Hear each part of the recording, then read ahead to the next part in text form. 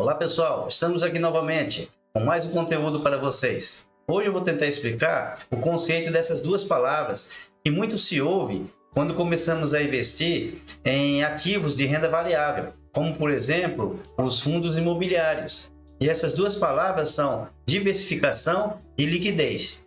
Agora vamos à explicação, mas antes, você que se interessou pelo assunto, clicou nesse vídeo e gosta de fundos imobiliários, está no lugar certo, pois aqui no canal trazemos conteúdo semanalmente sobre investimentos, educação financeira, em especial sobre fundos imobiliários.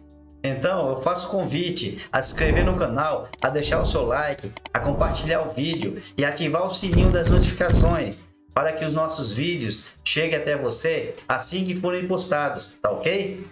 E agora, bora lá para o conteúdo, logo após a vinheta.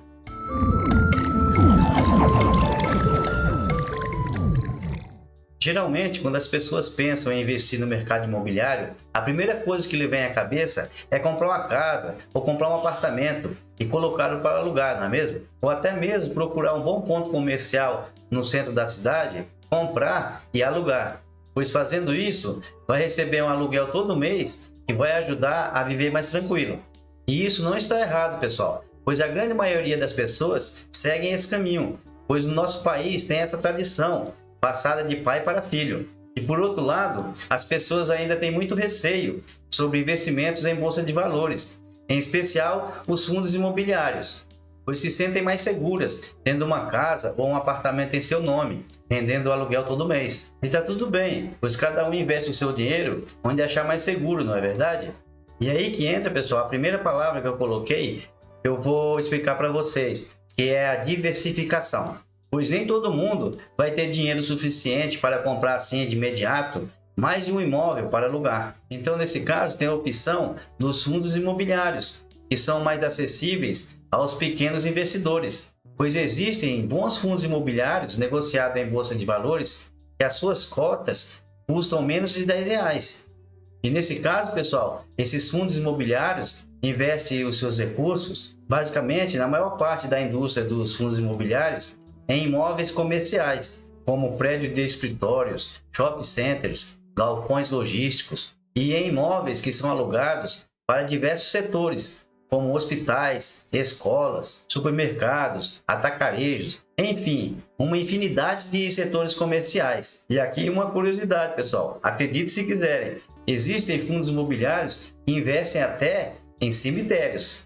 Então, com isso, a gente pode ver tamanha a diversificação que se pode ter ao se investir em fundos imobiliários. E entre os fundos imobiliários que investem em imóveis físicos, que são chamados de fundos imobiliários de tijolos, existe uma diversificação também dentro deles. Pois, por exemplo, se comprarmos cotas de um único fundo imobiliário de shopping centers, temos que considerar que existem vários comércios de setores diferentes que funcionam dentro do shopping, como lojas de roupas, sapatos, brinquedos. Tem também as praças de alimentações, os cinemas, né? E até os estacionamentos, pois o dinheiro arrecadado pelos shoppings dos estacionamentos também são passados para os cotistas. E tem também os fundos imobiliários classificados como híbridos, que investem em dois setores, como por exemplo, fundos imobiliários de galpões logísticos e escritórios. E em se tratando de diversificação, pessoal, existem também os fundos de fundos, que são os FOFs, como são conhecidos. Eles investem os seus recursos em cotas de outros fundos imobiliários, tanto de tijolos como de papéis.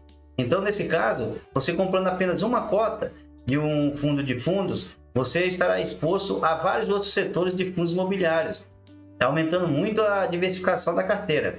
E agora, pessoal, para entrar na explicação da segunda palavra, que na verdade tem outra palavra embutida nela. Nós temos que saber que para se investir em fundos imobiliários é necessário ter uma conta em uma corretora de valores. E é através delas que conseguimos negociar as cotas dos fundos imobiliários, comprar ou vender diretamente na B3, que é a nossa bolsa de valores. Pois o investimento em fundos imobiliários, pessoal, se resume a isso. Você compra as cotas de um fundo que investe, por exemplo, em shopping centers, e você vai receber uma fatia dos aluguéis de todos os comércios que existem nesse shopping, de acordo, logicamente, com a quantidade de cotas que você adquirir. Quanto mais cotas você tiver, maior vai ser o seu aluguel recebido mensalmente. E esses tipos de ativos, pessoal, que são os fundos imobiliários, eles são negociados em bolsa de valores, né? E como eu falei antes, você faz a aquisição através do seu home broker, da sua corretora. E diferentemente do investimento onde você compra uma casa ou um apartamento para alugar, e como esses ativos são negociados em bolsa, eles oferecem muito mais liquidez, que é a segunda palavra que ouvimos muito quando começamos a investir em fundos imobiliários e que eu vou explicar agora. E o que é liquidez?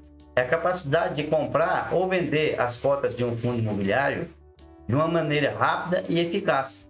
E de uma maneira mais simples de entender, liquidez, pessoal, é a dificuldade ou facilidade de transformar as cotas de um fundo imobiliário em dinheiro.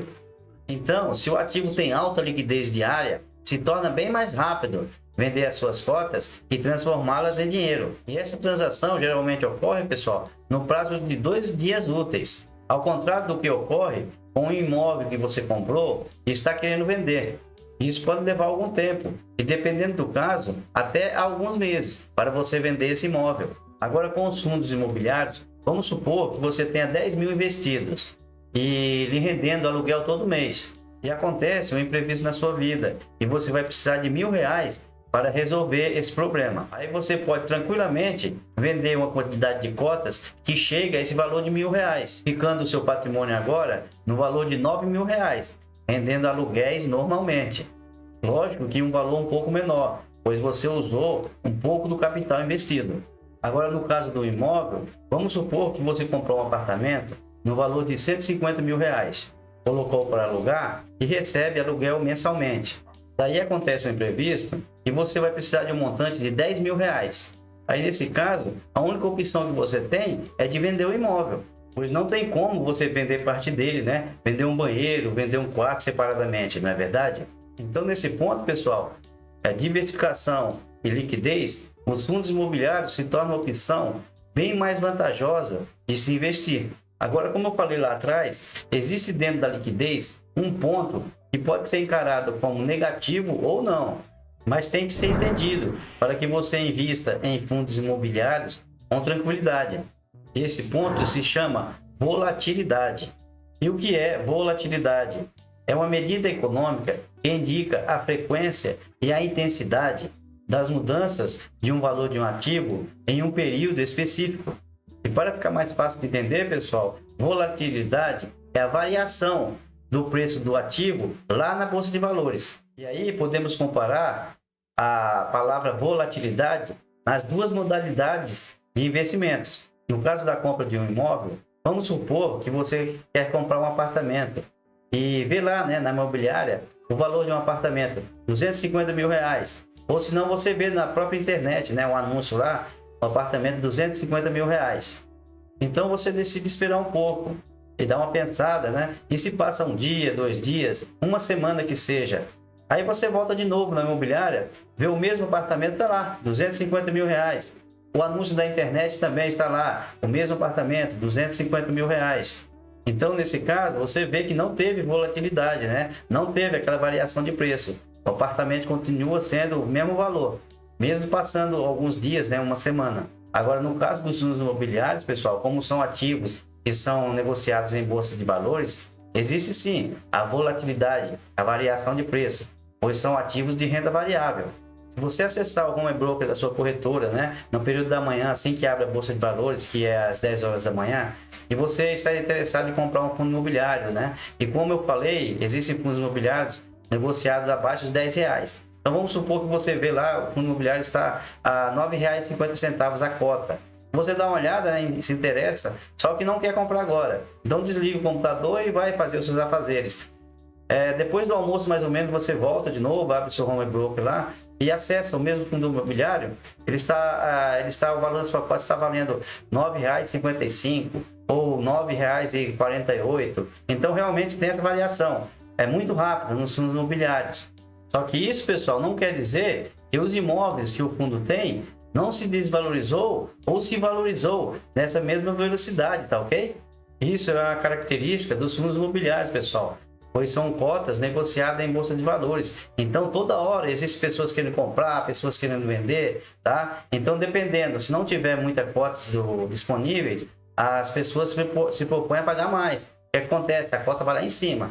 E se acontecer o contrário, tiver muitas cotas e não haver comprador para elas, o que acontece? O preço dessa cota vai lá embaixo, tá? Então, essa volatilidade é normal nos fundos imobiliários, pessoal, pois são, como eu falei, né, são ativos de renda variável, tá? Então, o valor da sua cota varia para cima e para baixo.